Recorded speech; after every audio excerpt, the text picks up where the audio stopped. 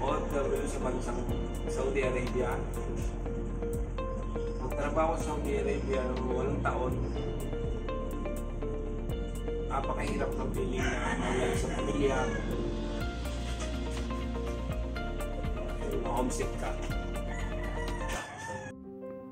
Mahirap malayo sa tabi ng pamilya. Bilang isang ama, kailangan kong tiisin na malayo sa aking mga anak upang sila ay mapag-aral at mabigyan ng magandang kinabukasan. Kung minsan, nararamdaman ko ang pagka-homesick dahil naalala ko sila. Ang aking mga anak, yung hindi ko nasusubaybayan ang paglaki nila. Hindi ko sila masasama sa eskwela o makalaro man lang.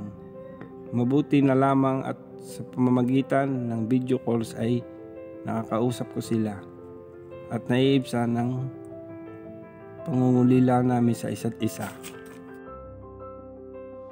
Ano po ang mga payo mo sa iba na nais maging OFW?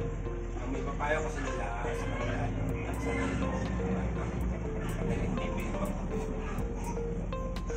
Ano po ang mga natutunan niyo tungkol sa sarili habang nakasalama ko sa ibang bansa?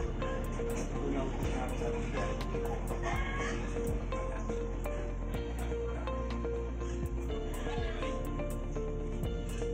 Ano po ang iyong mga plano para sa hinaharap pagkatapos ng iyong kontrata bilang OFW?